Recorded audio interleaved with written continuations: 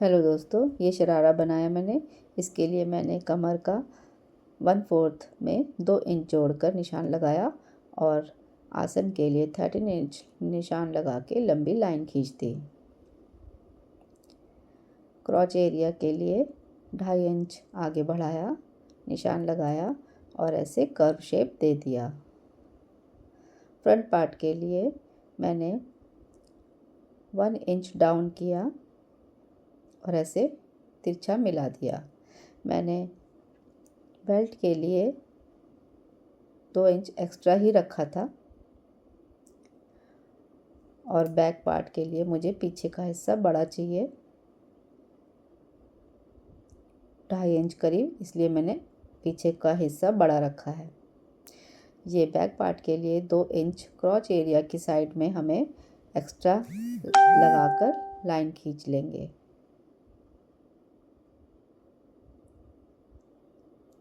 यहाँ से भी 2 इंच बढ़ाएंगे और कर्व शेप दे देंगे।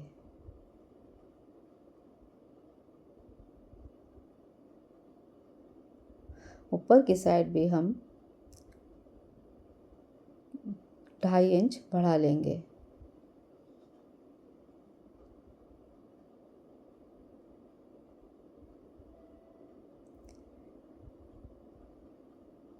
पीछे का हिस्सा अगर हिप ज़्यादा है तो कोई लोग 3 इंच भी बढ़ा लेते हैं, कोई लोग 2 इंच भी बढ़ाते हैं। मैंने 2.5 इंच बढ़ाया और ऐसे तिरछा मिला देंगे।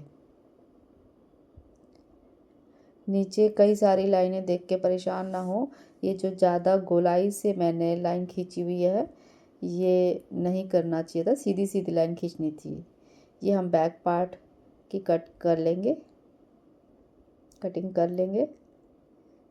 यहाँ पे नीचे मैं लाइन खींचना भूल गई, 2 इंच की लाइन हमें और खींचनी है यहाँ पे बैक पार्ट के लिए। ये जो सीधी लाइन है यहाँ से मैंने नापा है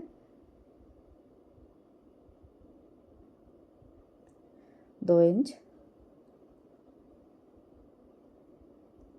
और मिला दिया और कटिंग कर ली। ये मेरा 4 लेयर में कपड़ा है, 2 पार्ट आगे के लिए, फ्रंट के लिए, 2 पार्ट बैक के लिए। यहाँ नीचे से मैंने गोलाई में काटना था, लेकिन मैंने बैक पार्ट पहले अलग कर दिया और काटना भूल गई। ये मैं सेपरेट कर रही हूँ, चारों पार्ट मेरे सेपरेट हो गए। बैक पार्ट को हम हटा देंगे।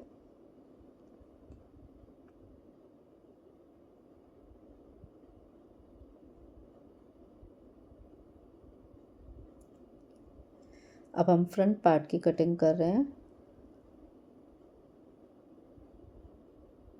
जो हमने एक्स्ट्रा लगाया था बैक पार्ट के लिए, उसको कटिंग कर देंगे।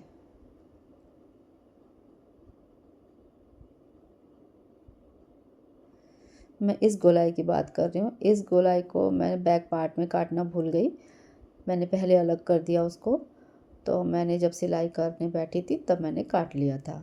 ये दोनों जुड़े हुए थे तो मैंने अलग कर लिए। अब 4 पार्ट हो गए हमारे पास, 2 फ्रंट के, 2 बैक के। कलिया बनाने के लिए मैंने 4 इंच ऊपर से रखा और 12 इंच नीचे। मैंने 8 कलियाँ एक पैर के लिए, 8 कलियाँ एक पैर के लिए, 16 कलियाँ बनाई हैं। ये देखिए, लाइनिंग की कलियाँ मैंने 4 इंच ऊपर रखी और 6 इंच नीचे। लाइनिंग की कलियाँ थोड़ी छोटी रखी और मेन पार्ट की कलियाँ थोड़ी बड़ी। ये हमने मेन पार्ट की कटिंग कर ली है।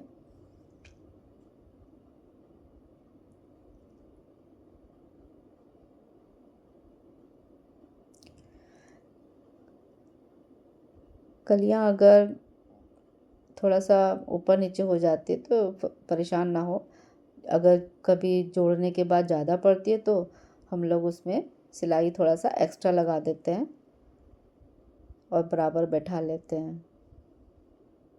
यहाँ से थोड़ी सी एक्स्ट्रा सी सिलाई कर देते हैं, बस ऊपर ही 3 इंच तक ही, बाकी नीचे तो नॉर्मल जितनी सिलाई होती है वहाँ तक पूरा कर लेंगे। अगर हमारी कलियां जोड़ने के बाद हमारे को जिस पार्ट में उस कलियों को जोड़ना है वहाँ पे अगर हमारी कलियों का पार्ट एक्स्ट्रा है तो हम थोड़ा सा एक्स्ट्रा दबा लेंगे ऊपर 3 इंच तक, तो हमारी वो पार्ट बराबर हो जाएगा जिसमें हमें जोड़ना है कलियों को। ये हमारी सारी 8 कलियां जुड़ गई हैं एक पैर की।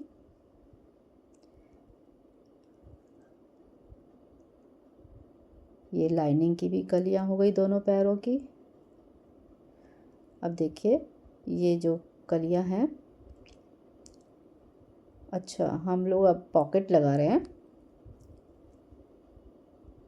इसके लिए मैंने लाइनिंग के पार्ट के क्रॉच एरिया को जोड़ लिया और मेन पार्ट के भी क्रॉच एरिया को जोड़ लिया। ये मैंने बैक का भी जोड़ लिया और फ्रंट का भी।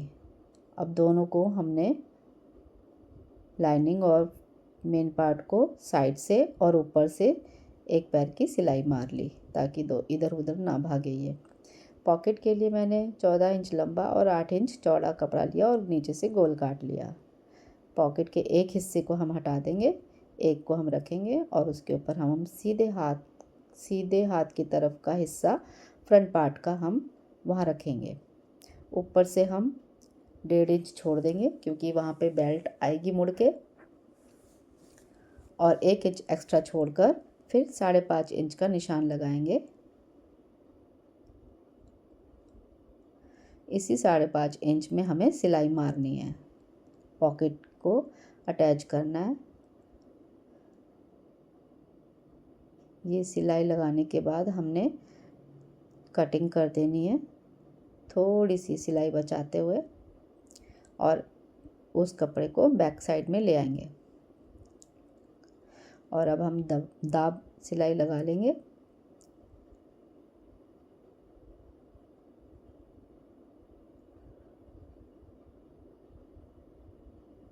अब हम पॉकेट के जो दूसरा हिस्सा है उसको अच्छे से जमा लेंगे। ऊपर ये थोड़ा सा 2-4 टाके उधेड़ लूँगी, मैंने एक्स्ट्रा सिल दिया क्योंकि यहाँ पे अभी हमें दूसरा पार्ट सिलना है ना पॉकेट का।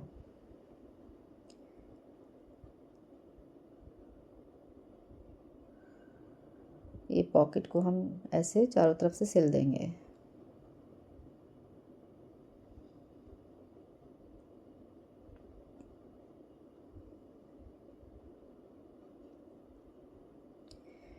ये पॉकेट हमारी तैयार है। अब हम बैक पार्ट को रखेंगे सीधा और उसके ऊपर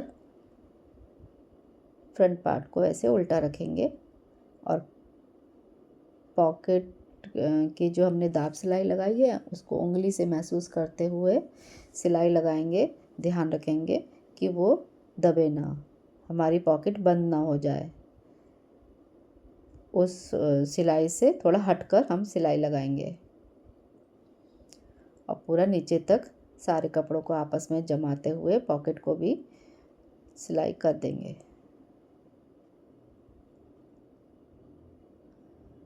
ये देखिए हमारा पॉकेट बन गया।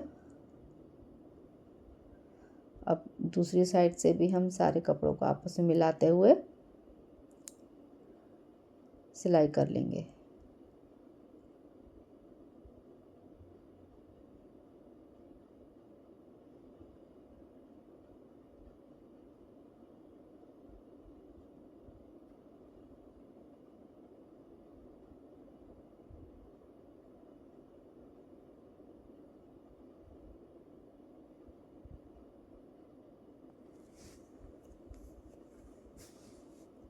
यहाँ नीचे क्रॉच एरिया को भी हम सिल देंगे। मेन पार्ट को अलग सिलेंगे और लाइनिंग वाले पार्ट को अलग।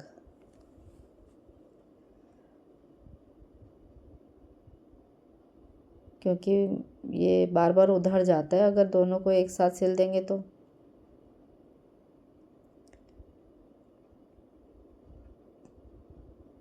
ये एक हमारा निकर तैयार हो गया, निकर टाइप, जिसके नीचे हम अब कलियां लगाएंगे अपनी। उससे पहले हम बेल्ट लगाएंगे। ये देखिए पीछे का हिस्सा 2.5 इंच ऊपर का है और आगे का हिस्सा नीचे को है थोड़ा। यहाँ पे ये देखिए हमें कलियाँ लगानी है और ऊपर बेल्ट।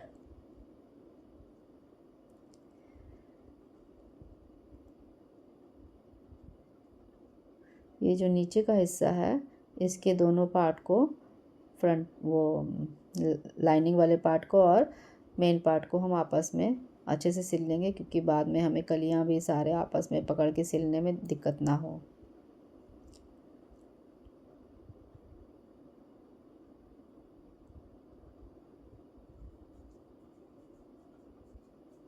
दोस्तों मेरा वीडियो अच्छा लगे तो लाइक कीजिएगा, सब्सक्राइब कीजिएगा।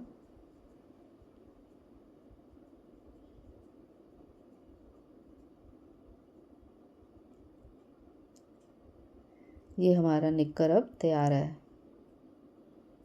ये बेल्ट के लिए मैंने 2 इंच लंबी पट्टी काटी है। कपड़े को सीधी तरफ से हम पट्टी लगा रहे हैं। पट्टी में मैंने ये सीक्वेंस वाला कपड़ा नहीं लगाया, केवल कॉटन का कपड़ा लगा रही हूँ मैं बेल्ट में।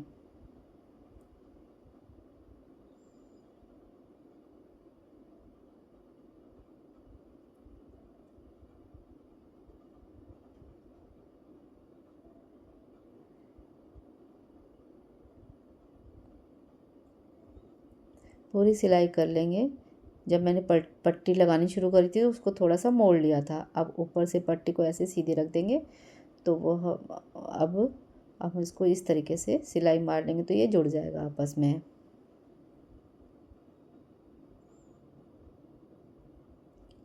ये हमारी बेल्ट जुड़ गई है। अब इसको हम एक बार फोल्ड कर लेंगे ऊपर से, सारे में सिलाई मार लेंगे। क्योंकि अगर हम एक साथ इसको मोड़ कर और दबाएंगे तो वो पीछे से काफ़ी गोलाई सी है ना, और ऊपर उठा हुआ है इसलिए थोड़ा सा झोल टाइप आ जाता है।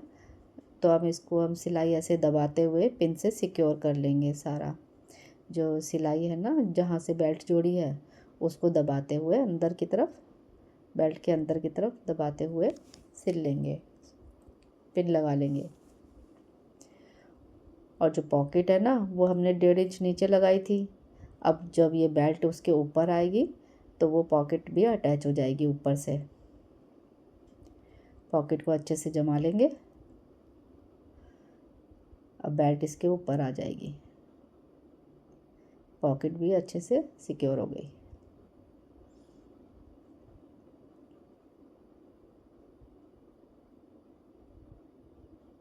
अब इसको पिन हटाते हुए धीरे धीरे पूरा सिल देंगे। कोई झोल कोई चुन्नट नहीं आएगी।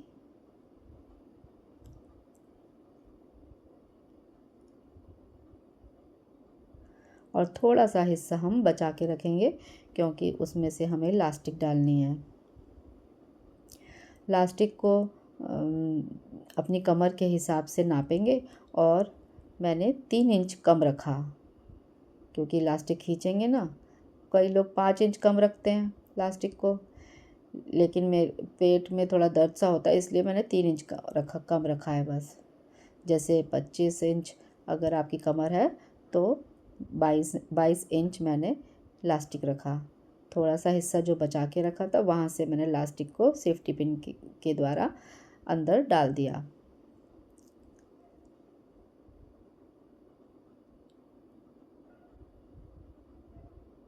लास्टिक बाहर निकालने के बाद इसको अच्छे से दो तीन बार अच्छे से सिल के जॉइन कर लेंगे आपस में।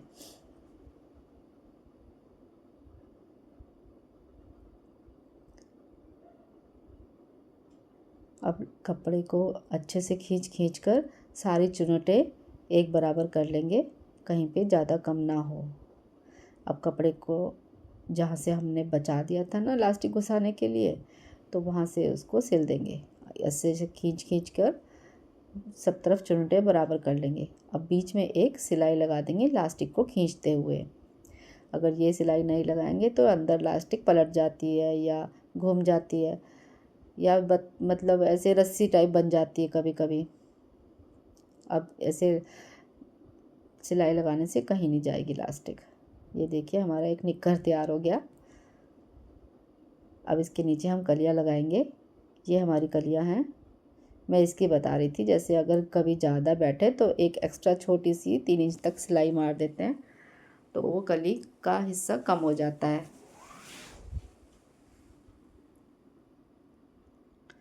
ये मेरे बराबर बैठ गई। अब देखिए, अब हम मेन पार्ट के अंदर इस कलियों को डाल देंगे। मेरा दोनों स्कर्ट तैयार हो गई और इनको आपस में सिल देंगे, क्योंकि सबको एक साथ सिलने में दिक्कत होएगी।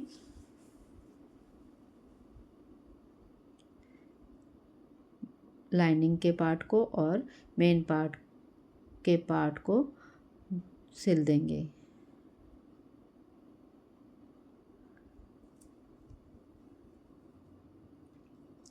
अब इसको अपने निक्कर में ज्वाइन कर लेंगे।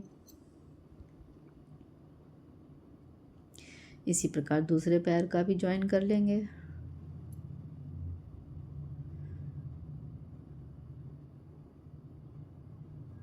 ये देखिए दोस्तों, हमारा शरारा तैयार है और नीचे से डबल फोल्ड करके इसको फोल्ड कर देंगे और सिल देंगे।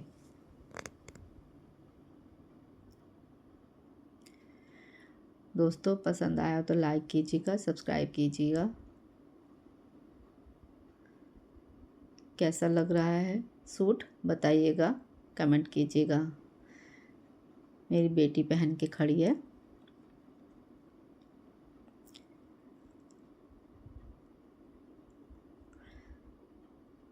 Thank you.